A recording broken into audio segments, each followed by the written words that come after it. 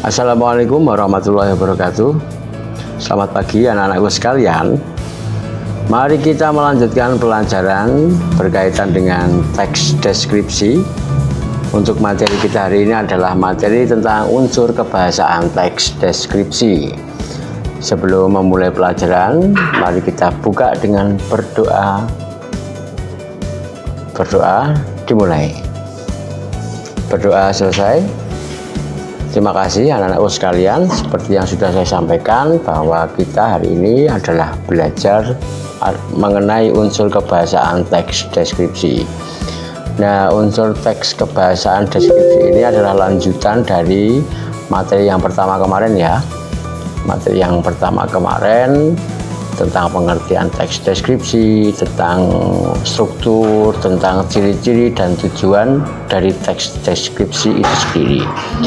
Nah, anak-anakku sekalian, unsur kebahasaan teks deskripsi itu ada pertama kata konkret, dua kalimat perincian, tiga majas personifikasi, kalimat serapan dengan panca indera, sinonim, kata umum dan khusus, kata berawalan di dan kata depan di. Ya, nanti kita akan jabarkan secara lengkap satu persatu unsur kebahasaan dari teks deskripsi. Yang pertama kata konkret ya. Nah, mungkin ada beberapa yang baru mendengar. Nah, sebenarnya kata konkret itu apa? Pengertiannya adalah kata yang menunjuk pada benda, hal, atau keadaan yang dapat ditangkap oleh panca indera. Itu namanya konkret.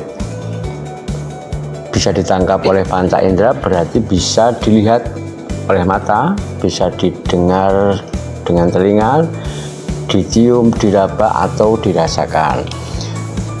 Ini mudah sekali ya, kata konkret itu contohnya misalnya kamu ingin mendeskripsikan sebuah benda, maka dideskripsikan saja dengan jelas. Misalnya meja itu warnanya biru misalnya.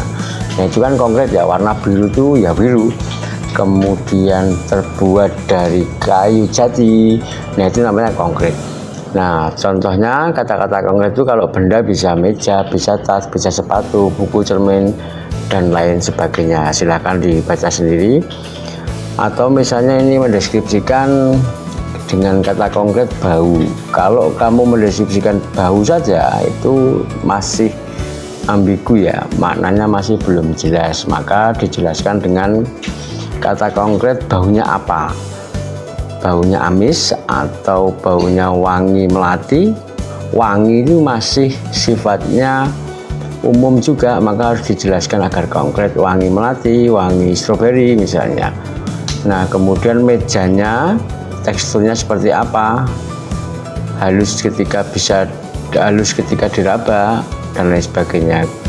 Nah, ketika kamu mendeskripsikan kuliner misalnya, makanan atau minuman, maka gunakan kata-kata yang sifatnya konkret. Jadi rasanya itu seperti apa, rasanya manis yang seperti apa, didetailkan. Manisnya manis stroberi atau manis rasa buah apel dan lain sebagainya, itu perlu dikonkretkan. Nah, mengapa harus menggunakan kata konkret? Supaya objeknya jelas ya. Jadi pembaca itu mendapatkan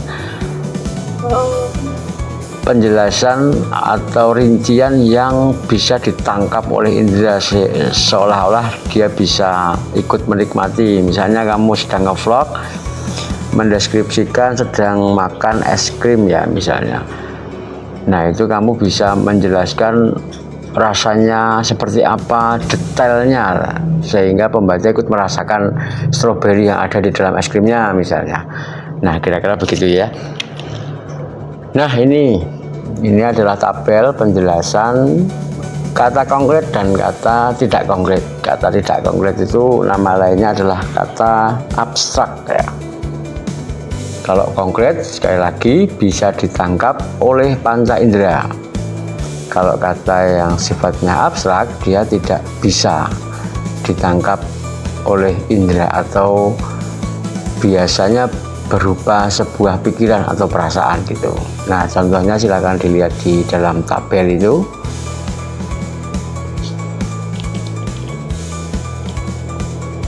Nah, misalnya contoh penerapannya dalam teks deskripsi, silahkan dibaca. Tas Rani berwarna biru tua dengan gambar bunga matahari di bagian depan. Bahannya dari kanvas tebal dan talinya panjang serta nyaman dipakai. Ya. Jadi ini menjelaskan tentang tas milik Rani ya. Tas milik Rani itu seperti apa? Konkretnya ya warna biru tua. Kemudian gambarnya adalah gambar bunga matahari terbuat dari kanvas. Tasnya memiliki tali yang panjang selempang ya. Nah, itulah fungsi dari kata konkret. Nah, contoh lagi misalnya tentang kelinci. Kelinci itu berbulu putih halus, telinganya panjang dan matanya bulat serta berwarna merah muda. Ini merupakan kata konkret untuk menjelaskan kelinci. Kalau misalnya kamu hanya menulis aku memiliki kelinci, itu kan orang tidak paham ya. Tapi kalau dijelaskan dengan konkret, warnanya, kemudian ukurannya, usianya, bagaimana telinganya, bagaimana matanya, nah itu mungkin lebih detail ya, sehingga pembaca atau pemirsa akan lebih mudah menangkap apa yang kamu tulis atau apa yang kamu deskripsikan. Nah, ini sama ya.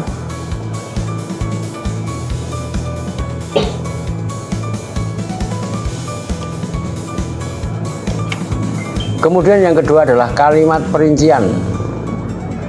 Nah, ini pengertiannya secara teori. Kalimat perincian merupakan kalimat yang menjelaskan suatu hal secara lebih rinci atau terperinci, bertujuan untuk membuat pembaca membayangkan objek yang dideskripsikan itu dengan jelas, dengan detail ya.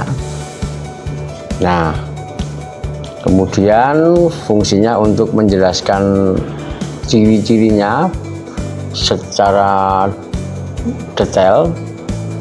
Bisa contohnya menjelaskan warna, ukuran maupun bentuk. Kemudian fungsi kalimat perincian untuk menggambarkan keadaan atau suasana dan menjabarkan bagian-bagian dari objek yang dideskripsikan. Nah, masih sama.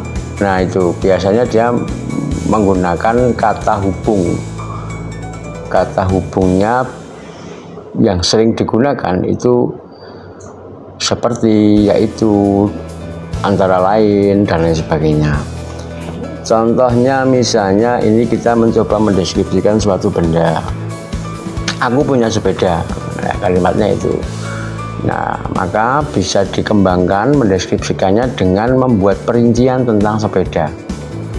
Aku punya sepeda, sepeda itu berwarna merah mengilap dengan rangka besi yang kokoh, dengan sedel empuk berwarna hitam, dan memiliki roda yang dilapisi ban tebal dan kuat. Nah, misalnya kamu di sini bisa menambahkan perincian mereknya apa, kemudian spesifikasi merek ban misalnya, atau spesifikasi tentang aksesoris botol minuman, kemudian belnya. Nah, itu bisa kamu tambahkan untuk mendeskripsikan sepeda yang kamu miliki dengan cara sedetail-detailnya ya, dengan cara selengkap-lengkapnya, sehingga pembaca itu akan lebih mengerti dan memahami sepeda yang kamu miliki itu seperti apa gambarannya.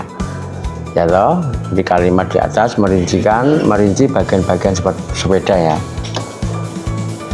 Contoh kalimat perincian berikutnya misalnya mendeskripsikan tempat. Nah, di sini kita mendeskripsikan perpustakaan sekolahku sangat nyaman, misalnya kalimatnya seperti itu. Nah, kamu kemudian berpikir mengapa perpusmu itu sangat nyaman, maka perlu dirinci nyamannya itu gimana. Misalnya dindingnya dicat putih bersih dan penuh dengan mural yang sifatnya kata-kata inspirasi, kemudian buku-bukunya lengkap, rak-raknya tersusun rapi, atau banyak kursi empuk, atau memiliki AC yang dingin. Nah, kalimat perincian itu untuk mendukung kalimatmu yang menyatakan bahwa perpustakaan di sekolahmu sangat nyaman. Kira-kira membuat kalimat rinci itu seperti itu. Oke, kalimat berikutnya misalnya kalimat perincian untuk mendeskripsikan hewan ini, misalnya kucingku berbulu putih halus, matanya bulat biru, serta ekornya panjang dan bergerak pelan saat ia berjalan. Nah, ini kan mendeskripsikan ciri fisik kucing secara rinci. Nah, yuk kita praktek. Tadi saya katakan bahwa membuat kalimat perincian itu biasanya menggunakan kata hubung ya, karena seperti diantaranya ini misalnya ada kalimat ruang kelas kami tampak bersih dan nyaman karena apa? Nah, itu ada di sini kalimat hubung konjungsi karena gitu. Nah, misalnya kita tambah karena lantainya dipel setiap pagi, meja dan kursinya tersusun rapi, serta ventilasinya membuat udara segar, sehingga kalau digabung menjadi kalimat yang lengkap. Ruang kelas kami tampak bersih dan nyaman karena lantainya dipel setiap pagi, meja dan kursinya tersusun rapi, serta ventilasinya membuat udara segar. Nah, ini contoh kalimat perincian. Nah, coba sekarang latihan. Gunung Merapi terlihat megah dari kejauhan, terutama karena apa? Nah, silakan membayangkan terlebih dahulu. Nah, misalnya karena puncaknya diselimuti awan putih, atau karena dipenuhi dengan pepohonan dan pemandangan sungai kecil yang mengalir di kaki gunung, sehingga kalau digabung menjadi seperti ini. Gunung Merapi terlihat megah dari kejauhan, terutama karena puncaknya yang diselimuti awan putih, lerengnya hijau dipenuhi pepohonan, dan ada sungai kecil yang mengalir di kaki gunung. Nah, baik, cukup ya. Kemudian teks unsur kebahasaan dari teks deskripsi yang berikutnya adalah majas ya. Sebenarnya majas ini ada cukup banyak majas, tapi untuk kesempatan hari ini kita belajar dulu satu majas, yaitu majas personifikasi. Nah, majas itu apa toh? Majas itu figurative language atau bahasa bingkai. Jadi gaya bahasa yang digunakan untuk membuat kalimat itu menjadi lebih indah, lebih menarik, lebih hidup. Maka biasanya majas itu sering digunakan untuk membuat kalimat dengan suasana yang puitis. Misalnya dalam teks sastra banyak digunakan dalam cerpen, dalam puisi. Tujuannya ya agar pembaca itu bisa merasakan suasana yang digambarkan. Nah, itu namanya majas ya. Banyak sekali jenis majas, tapi kita belajar majas personifikasi dulu ya. Nah, ini apa toh majas personifikasi? Majas personifikasi itu adalah gaya bahasa yang memberikan sifat-sifat manusia kepada benda mati, kepada hewan atau hal-hal yang sifatnya abstrak. Dalam bahasa yang sederhana, majas itu merupakan gaya bahasa yang menggambarkan benda mati namun seolah-olah hidup seperti manusia. Itu majas personifikasi. Contohnya misalnya ini ada kalimat suara ambulan itu berteriak meraung di telinganya. Benda matinya adalah ambulan berteriak, berarti dia bertingkah seolah-olah seperti manusia, seolah-olah hidup ya. Nah, kalimat seperti inilah yang disebut dengan majas personifikasi. Contohnya banyak nih. Angin malam berbisik lembut di telingaku. Angin malam berbisik ya. Angin malam itu benda mati, berbisik hidup. Nah, ini namanya gaya bahasa majas personifikasi. Nah, angin diberi sifat manusia, yaitu bisa berbisik, padahal angin tidak bisa berbicara. Nah, inilah macat personifikasi. Kemudian contoh yang lain, misalnya mentari pagi tersenyum hangat menyambutku. Nah, ini juga merupakan macat personifikasi. Matahari itu benda mati, dia digambarkan hidup seperti manusia yang bisa tersenyum. Nah, contoh lain banyak ya anak-anakku sekalian. Misalnya kamu pernah membaca novel siapapun, karya Tiriliye atau karya Asma Nadia dan lain sebagainya yang banyak di perpustakaan sekolahan itu. Dia sering menggambarkan matahari, sinar matahari itu berlari menyelinap di antara ventilasi misalnya. Nah, itu macat personifikasi ya, macat yang sering dipakai oleh para penulis untuk membuat kalimat biar terlihat lebih romantis ya, biasanya seperti itu. Oke, itu adalah macat personifikasi. Berikutnya adalah kalimat cerapan. Apa itu cerapan? Nah, cerapan itu adalah tangkapan panca indera. Berarti kalau panca indera itu kan ada beberapa, ada panca indera telinga, ada panca indera hidung, lidah, dan kulit. Ya. Hasil pengamatan atau tangkapan panca indera terhadap suatu objek, peristiwa, tempat, suasana, atau kondisi tertentu. Nah, dalam teks deskripsi, cerapan digunakan untuk menggambarkan suatu objek secara konkret sehingga pembaca dapat merasakan seolah-olah melihat, mendengar, mencium, menyentuh, atau mengecap objek yang dideskripsikan. Misalnya, nah ini jenis-jenis cerapan panca indera itu ada. Satu namanya cerapan visual atau penglihatan, berarti melibatkan indera mata. Dua, ada cerapan auditori. Cerapan itu sama dengan citraan ya kalau dalam bahasa puisi. Cerapan auditori atau pendengaran berarti ini melibatkan indera telinga. Ada yang ketiga, cerapan olfaktori atau penciuman ya, maaf ini tipe, melibatkan indera hidung. Berikutnya ada namanya cerapan gustatori atau pengecapan, pengecap lidah ya. Kemudian yang kelima ada cerapan taktil atau perabaan. Ini menggambarkan, melibatkan indera sentuhan atau indera kulit. Oke ya. Nah, sementara ada 5 ini dulu cerapan panca indera. Nah, ini contohnya ini. Contoh kalimat cerapan. Nah, misalnya cerapan visual. Ya, karena visual itu melibatkan mata, maka contoh katanya bisa cerah, hijau, tuh, kecil, megah, bersinar. Nah, misalnya contoh kalimatnya seperti ini. Langit itu berwarna biru, cerah, tanpa awan sedikit pun. Nah, ketika kamu membaca langit pagi itu berwarna biru, maka yang kamu bayangkan itu kan indera mata ya, karena biru gitu warnanya gitu. Nah, contoh lain misalnya apa?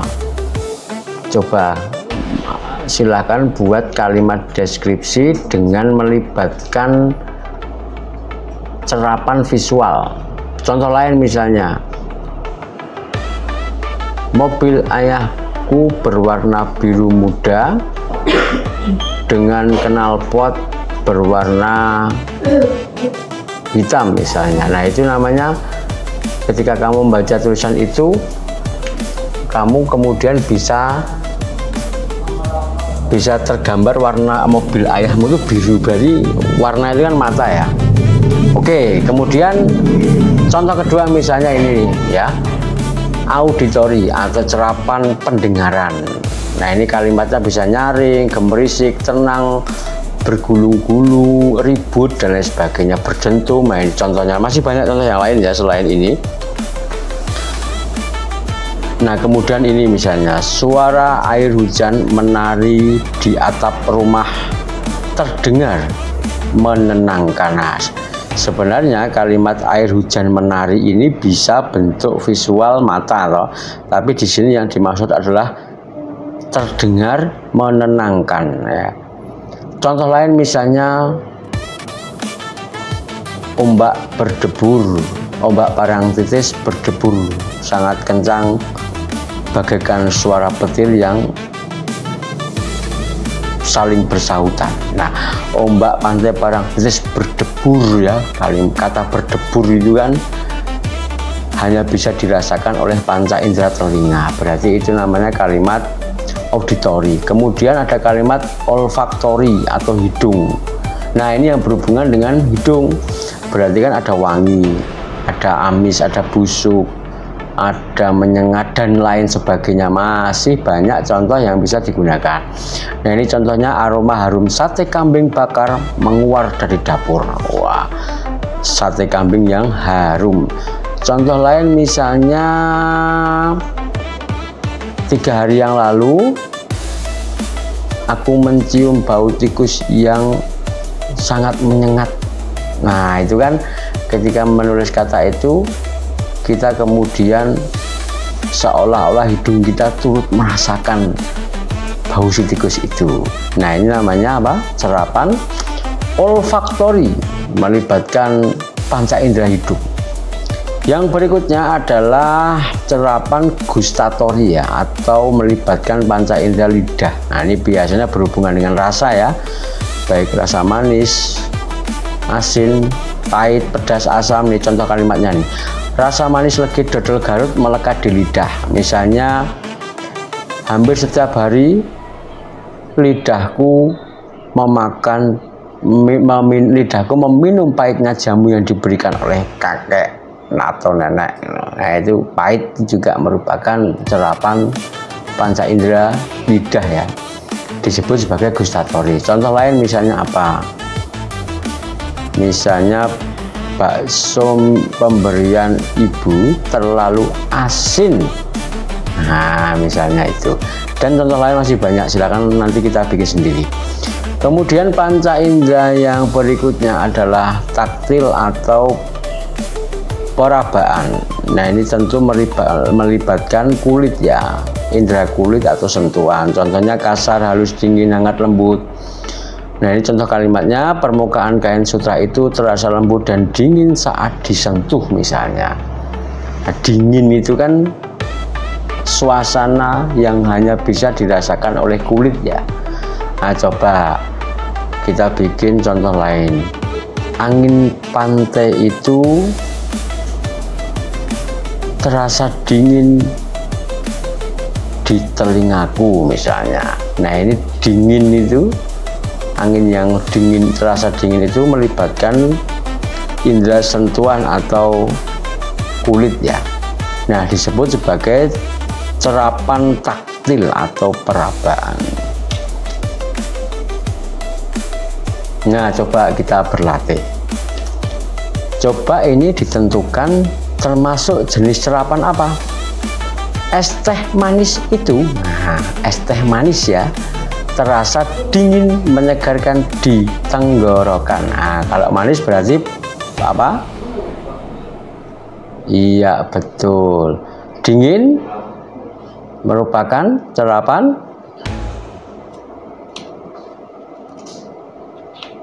nah ya, manis itu merupakan serapan yang melibatkan lidah atau pengecap. Kemudian dingin melibatkan indera kulit ya, atau sentuhan, indera peraba yang disebut sebagai taktil, dingin.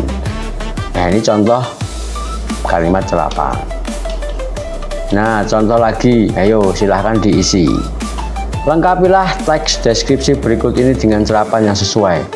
Kebun bunga itu penuh dengan bunga mawar yang ini adalah serapan penglihatan. Aromanya, ayo mohon diisi. Melibatkan serapan penciuman. Dan saat disentuh, kelopaknya terasa apa kira-kira? Nah, misalnya ini kita isi terasa halus gitu misalnya. Kemudian aromanya wangi. Penglihatan itu apa ya? Merah merona misalnya. Nah, kita lihat jawabannya. Nah, oh malah merah muda dia. Kebun bunga itu penuh dengan bunga mawar yang berwarna merah muda segar. Nah, coba kamu bayangkan dengan mata ya, merah muda segar. Aromanya harum dan lembut. Tadi Pak Anies menjawab wangi ya. Boleh harum lembut ya. Lembut ini juga bisa masuk ke perabaan ya, tapi yang lembut yang masuk ke hidung maksudnya.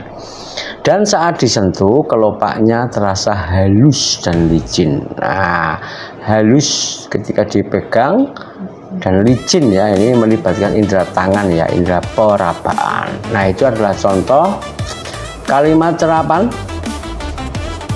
Kemudian selanjutnya, nah ini sinonim. Sinonim itu apa tuh? Sinonim itu adalah dua kata atau lebih yang memiliki makna mirip atau sama, walaupun bentuk katanya berbeda. Menurut KBBI, sinonim adalah kata yang memiliki makna yang sama atau hampir sama dengan kata lain. Untuk lebih gampangnya, sinonim itu persamaan makna kata.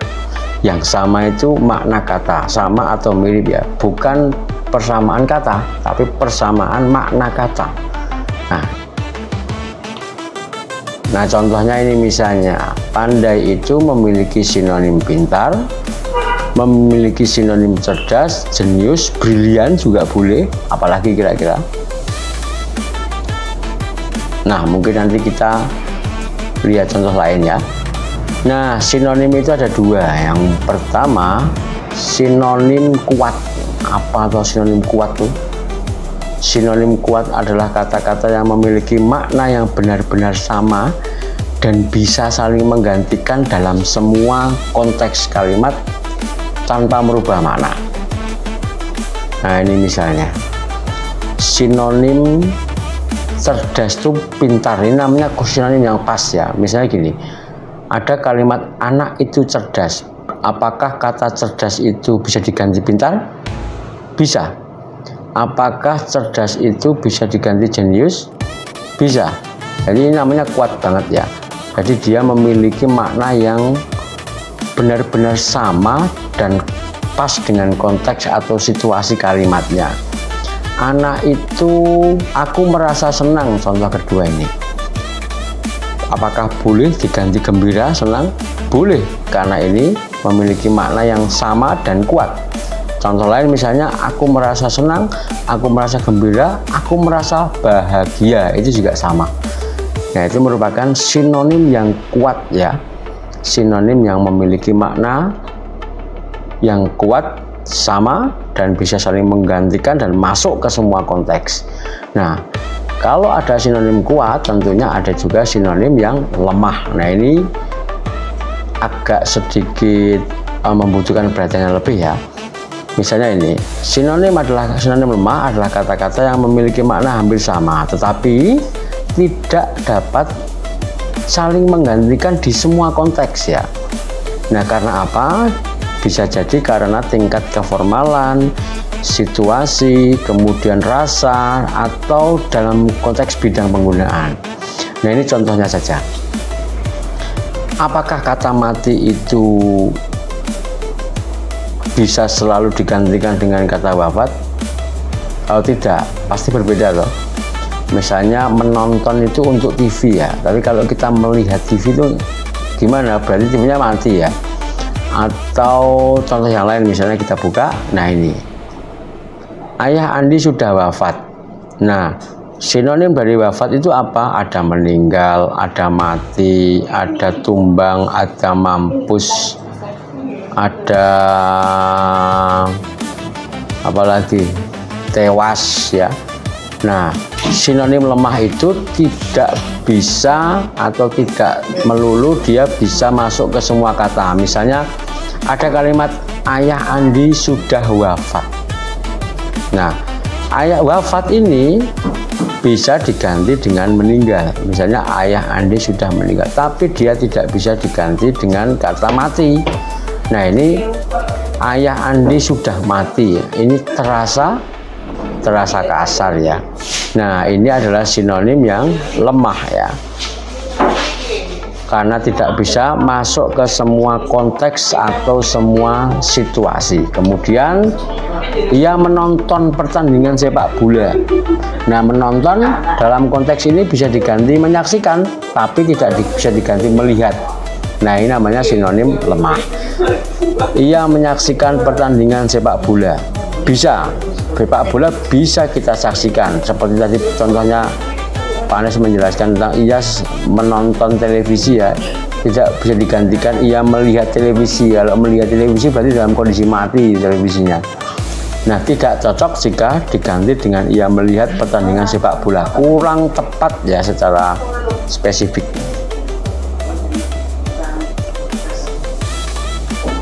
Nah, yang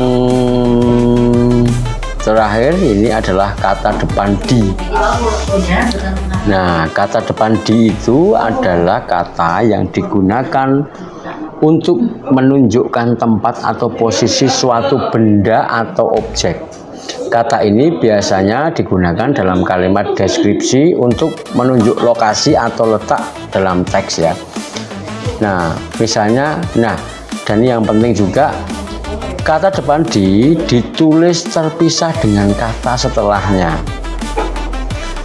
Ya, fungsi kata depan di dalam teks deskripsi adalah untuk satu, menunjukkan lokasi atau tempat suatu objek. Dua, menjelaskan posisi atau arah suatu benda. Tiga, membantu pembaca membayangkan letak atau suasana tempat dengan lebih jelas. Nah, ini contohnya. Tadi sudah disampaikan ya bahwa penggunaan kata depan di itu dipisah dengan kata setelahnya. Di atas ya, ini dipisah dinya, menunjukkan posisi yang lebih tinggi gitu. Di bawah, nah dinya juga dipisah ya toh. Di depan dipisah, di belakang dipisah, di samping, di antara, di dalam, di luar, ke depan, ke belakang itu juga sama. Penggunaan kata depan dipisah ya. Kata depan dipisah.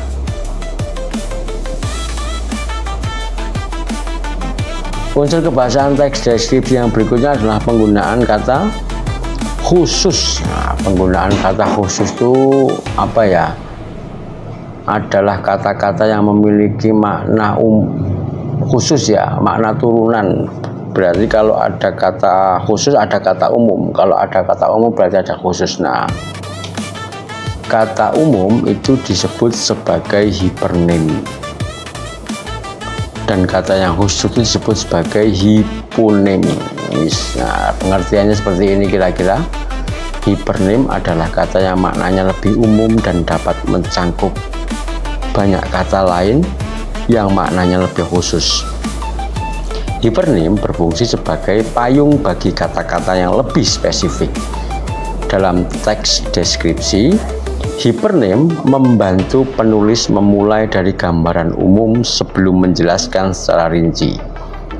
Nah, hiponim adalah kata yang maknanya lebih khusus dan merupakan bagian dari makna yang lebih umum. Jadi kalau hipernim ini adalah umum, hiponim adalah kata yang sifatnya khusus ya, dia menjelaskan hipernimnya. Nah, hiponim membantu deskripsi dalam menjadi lebih detail karena menyebutkan bagian-bagian atau jenis-jenis dari sesuatu.